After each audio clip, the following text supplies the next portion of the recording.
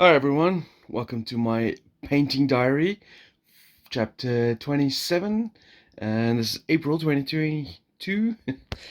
Yeah, it's been a while since I've updated. This house has been riddled with COVID. Both my other half and I were laid out for the last couple of weeks. Even my youngster was ill, or they didn't have COVID. Um, and it was just been a rough couple of weeks. Not had a lot of time to do any videos, or couldn't get anyone around to do battle reports and things like that. But I did do some painting in between moments when I was feeling lucid enough to do so. And this is what I'm going to show you what I did. So what you're looking at here is must have been a few months ago now. I did a start of my Kings of War Empire of Dust army, which were the one-page rules, sort of Tomb King models. And I've used those same models to do a Vanguard force. So Vanguard is sort of the skirmish version of Kings of War, where you have individually based models and you have basically just a few, let's say 15 or so models to represent your army. This is the guy that's going to be leading my army. He is an Emperor's Champion. So this is one of the Tomb Guard models from the one-page rules figure range. And I've actually got like another unit set out for this for Kings of War, but I printed out an extra guide just for the champion to lead this army. I could have used obviously someone like this, which is an actual character for the army, but I wanted just to represent, he's an actual lord level hero character, where this is just like a unit sergeant sort of thing.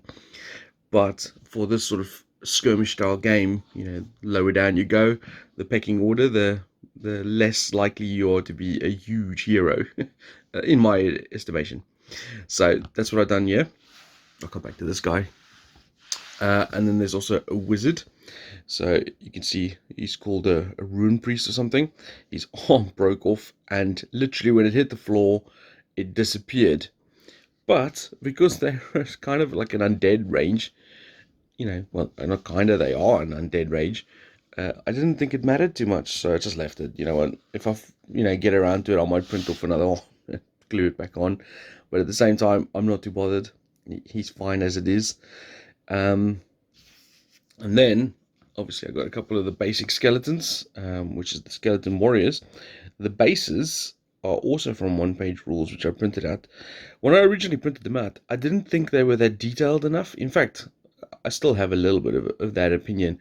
I printed them out and I thought the detail was very soft on the bases, and I didn't think it was going to come out.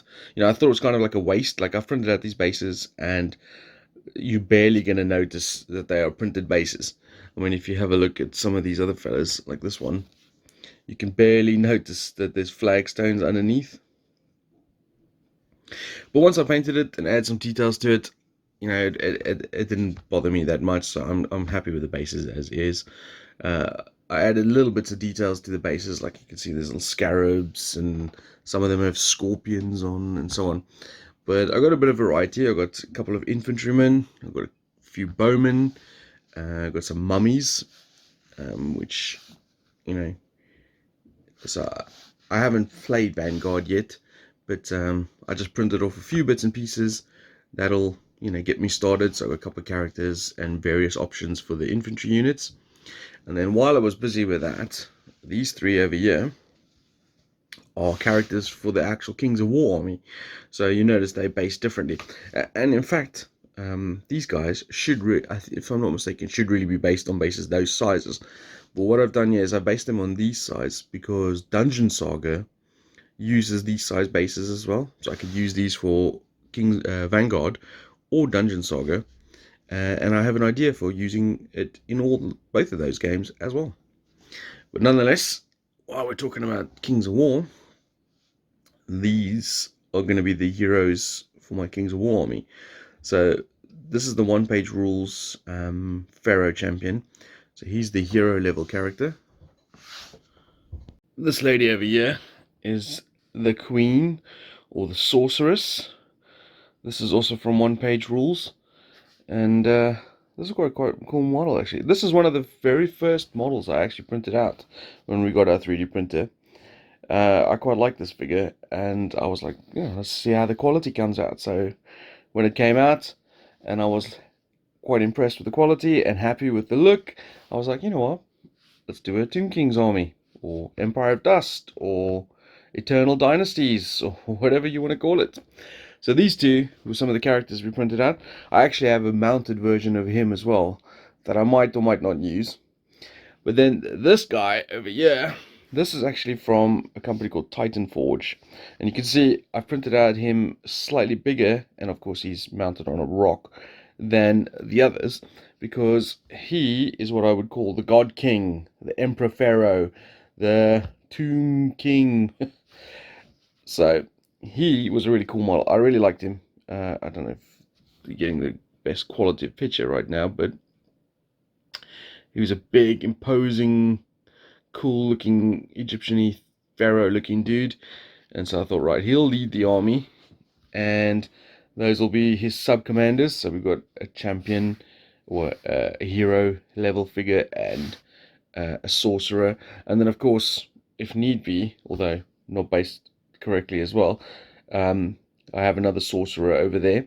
I do actually have another sorcerer figure, also from Titan Forge, that I haven't painted yet. So that'll most likely be the second sorcerer for this force, and he'll be the sorcerer for that force. And I don't need to use him across the other side.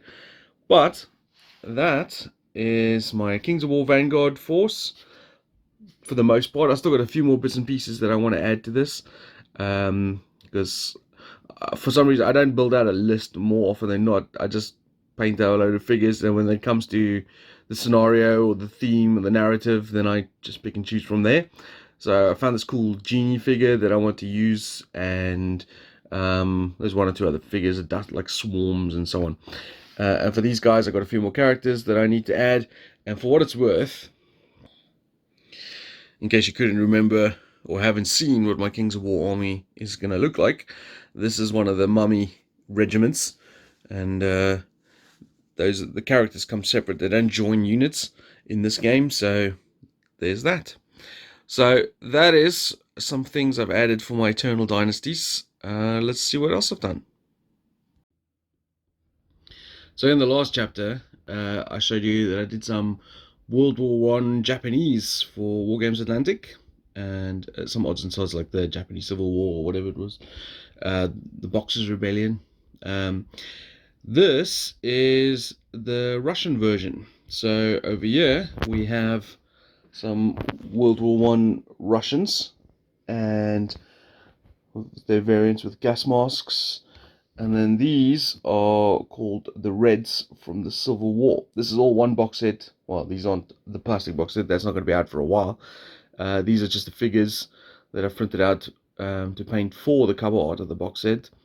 Yeah. So again, like it was last episode, World War One is not really my bag. So I don't really know a lot about World War One, and I definitely don't know a lot about the Russian-Japanese War.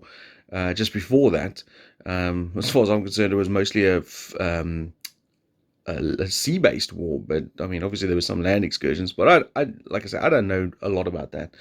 So I had to do some research into what color schemes these guys were going to be. As you can see over here from this set, you got the captain with his peak cap, and then obviously you have some dudes with peak caps, some with helmets. This is just the standard khaki colors with the blanket shoulder, and then these guys were pretty cool. I don't know if you can see this, yeah, but we painted the eyes inside the mask, which was a pretty tricky task. But I think those figures there, even though obviously they also useful for the World War One, those are going to make some interesting conversions for things like sludge and those type of things. Just interesting sort of gas mark conversions, post-apocalyptic figures, those type of things. So these kits come in very handy for kit bashing and stuff like that. And then of course you got these guys, which are the Russian Civil War. I gotta admit, these were, if you were to ask me, what does the Russian soldier look like from, say, the early 1900s all the way up to World War II, this is what I would have imagined them to look like, with the red star and some red bits, accentuating the figures. So, yeah. So this is another 14 figures for that. I need to now take some nice pictures of these so that they can go be sent to Wargames Atlantic. And that is that commission done. I don't know what's next for them. They did say to me a while back, but I mean, like I said, I've been out of the game for a couple of weeks. And now just getting back into it, to finish off some projects that I'm busy with. And try and get back to doing some games for the channel and so on. But this is one of the things I needed to finish off, and they are done. Okay, this is for a board game called Scythe from Stonemaier Games. This is for a customer. I did the original base game for him a while back, and he's picked up a few expansions. This is the Wind Gambit expansion, which comes with these airships. They obviously stands which goes underneath and makes them float around. I've got some more stuff to show for this, but they come from an expansion called the Fenrir expansion, which is a sort of a legacy-esque style expansion where you have like little compartments that you open up and brings out figures or stuff. So if you have this game and you don't want that spoiled for you, then don't go any further from here. But if you don't care and you're just gonna watch to the end anyway, then you'll see in a minute what else I've done for this. But before I get to that, these are, I would say, 90% done, because what we're gonna do here on the decks, each of these are a faction. So there's 7 factions in the game now. And each of them are a different color. As you can see, you've got teal, yellow, orange, red, blue, white, purple, black, and green are the player colors. And each one of these has a faction with mechs and a hero.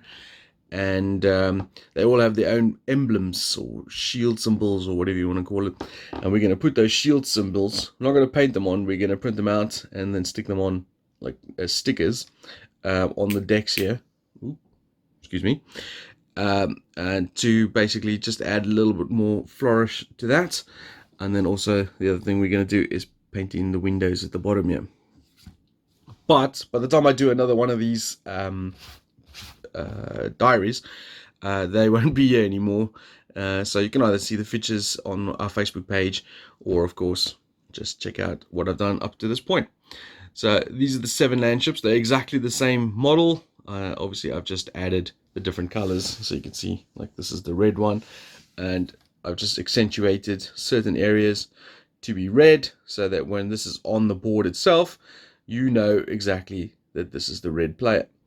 It's not, I haven't gone over the board or anything on top here. It's literally just a metal ship with some brass elements added to it, then the color to differentiate it, and then I've weathered it down with some pigments and washes and things like that.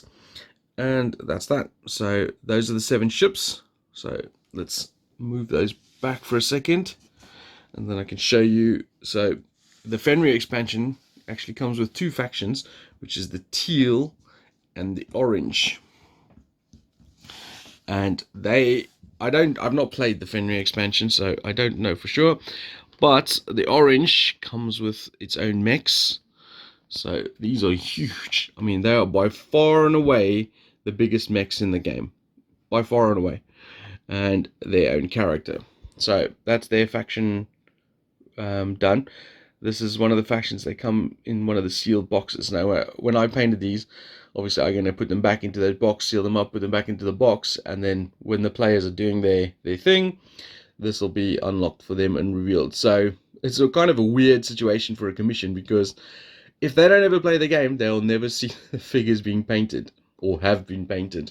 And same sort of principle with Gloomhaven. Whenever I paint Gloomhaven, the people send them to me in their little cardboard boxes. I take them out, I paint them, and put them back into the box, and then send them back. And if they don't ever unlock them, they'll never see them. So it's I don't know. It's weird to me. But why I say these are the biggest mechs by far, because you can see over here, these are the teal mechs, and they are by far and away smaller, and those are the standard size mechs for the game.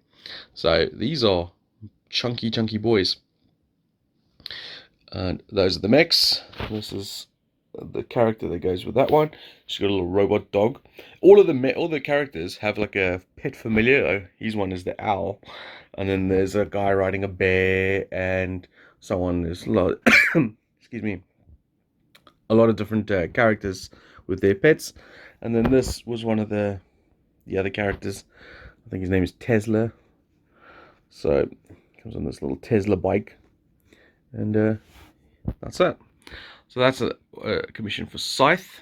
That's pretty much done now. Like I said, the ships just need to be finished off, and some final details added to the characters, and then that's done. That'll be going back in the next day or two. So that's why I'm showing it to you now, so that you can see this is something that we've done, and we're moving on to stuff. I've done some other stuff as well, but they're not like, this is, I would say, 90% done. The other stuff that I've done, some more stuff for TT Combat, some more stuff that I've done for myself for Grimdark Future, and some other bits and pieces are, I would say, 80% done. Yeah, some of it needs the basing done, some of it needs the final details. So that'll be in the next painting diary. But there you go.